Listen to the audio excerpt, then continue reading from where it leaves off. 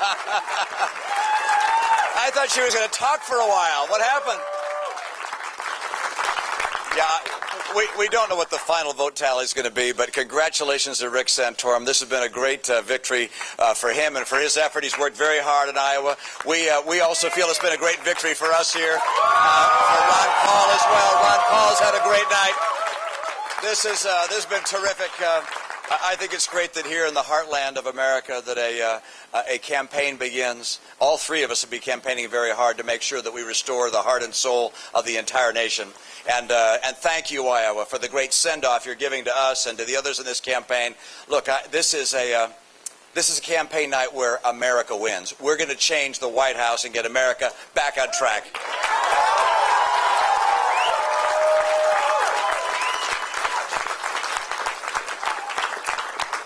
I'm proud tonight to have been introduced by my sweetheart of, well, I was going to say 42 years, but we've been married 42 years. We've been sweethearts for longer than that.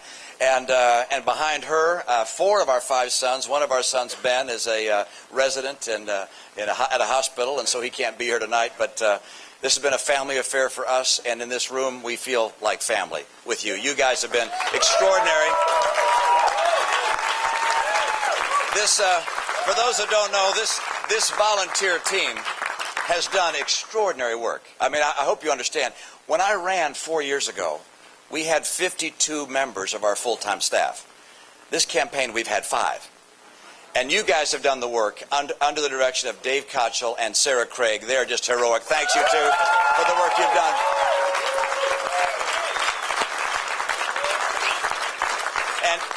And you are working, and I am working, and we're all working together because of our passion for this country and our concern that it's being led by a president who may be a nice guy, but just is over his head. And you look, I mean, I look at his campaign. You know, 4 years ago tonight, he was giving a victory celebration speech here in Des Moines. And he'd been going across the state making all sorts of promises. The gap between his promises 4 years ago and his performance is as great as anything I've ever seen in my life.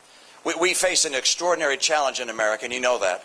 And that is, internationally, Iran is about to have nuclear weaponry just down the road here. And this president, what's he done in that regard? He said he'd have a policy of engagement.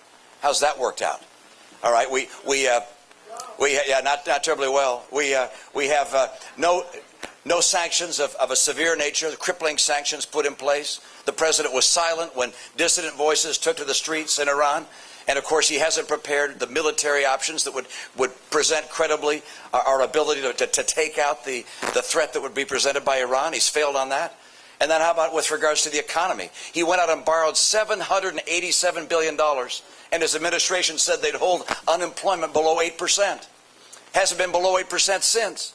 You got 25 million people today out of work or stopped looking for work or unable to get the kind of job that will allow them to meet their needs. This is not just a statistic, by the way. These 25 million people, this unemployment at 8.5%.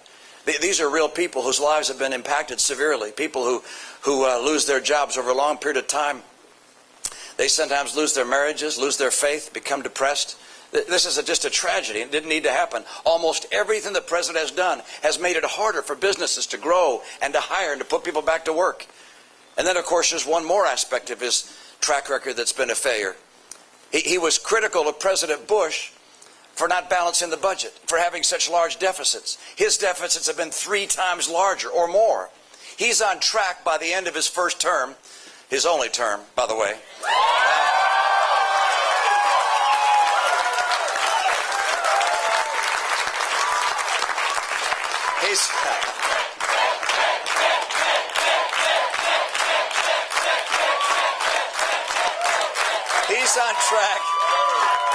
He's on track to put almost as much public debt in place as all the prior presidents combined. This has been a failed presidency.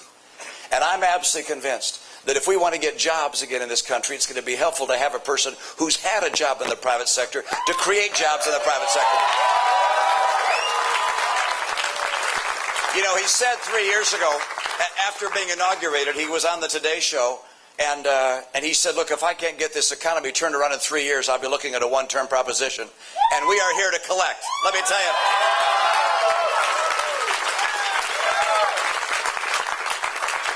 will go to work to get America back to work by making America once again the most attractive place in the world for job creators and innovators and investors, and the jobs will begin to flow like they have in the past. I'll keep our tax rates competitive, get regulators and regulations to see their job is to encourage enterprise, make sure we open up new markets for American goods, and finally take advantage of the energy resources we have here in oil and gas and coal and nuclear and renewables.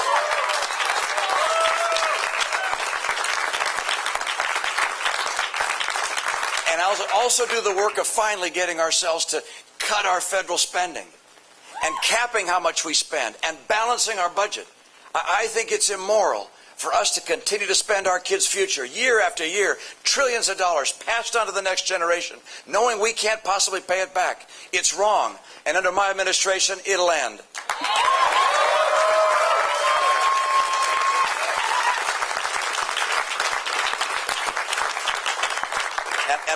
And you've heard me say this before. I've been asked, how are you going to cut programs? And I'm going to look at all the programs we have in the federal government, and I'm going to ask with regards to each one of them, is that program so critical that it's worth borrowing money from China to pay for it? And on that basis, we're going to have a lot of programs we get rid of, and number one on the list is Obamacare. That'll be gone.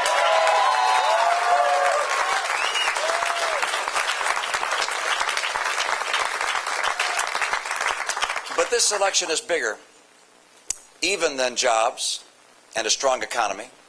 It's bigger than a budget that's balanced and deficits and debt that begins to be reduced. It's really an election about the soul of America. The question is, are we going to continue to hew to the vision of the founders?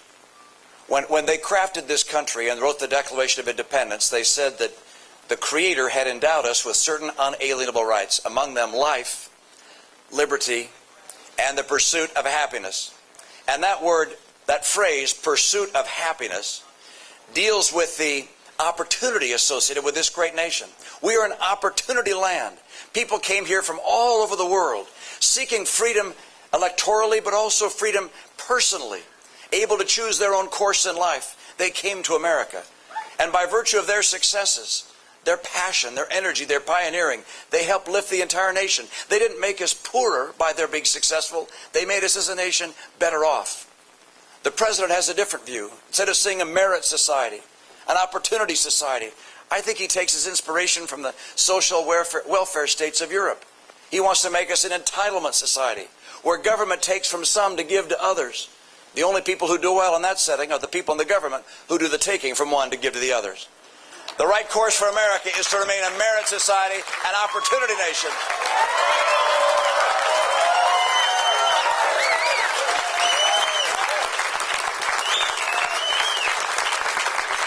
The right course for America, economically, personally, morally, is for America to restore the principles that made us the shining city on a hill. Our conviction that freedom is a gift of God. Our recognition that America as a merit society, where people based upon their education, their hard work, their risk-taking, their dreams, can lift themselves and lift people around them and lift our entire nation. That's what we need to restore in this country. I love this country. I love the hymns of America. America the beautiful, oh beautiful for spacious skies, for amber waves of grain. Corn counts, doesn't it, as an amber wave of grain? Yes. Another favorite verse. Oh, beautiful for heroes proved in liberating strife, who more than self their country loved, and mercy more than life. Do we have any veterans in the room tonight? Please raise your hand to be recognized.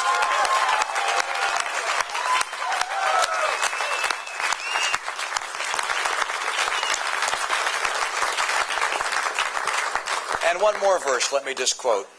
Oh, beautiful for patriot dream that sees beyond the years. The patriots, the founders of this country, had a dream that was not just for their time, but was an enduring dream. It sees unto our time.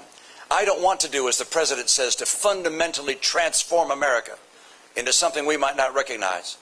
I want to restore the principles that made America the hope of the earth.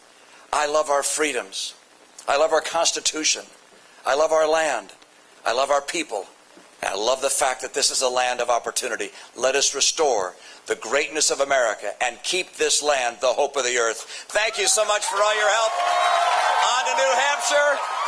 On to New Hampshire. Let's get that job done. Come visit us there. We got some work ahead. Thanks, you guys.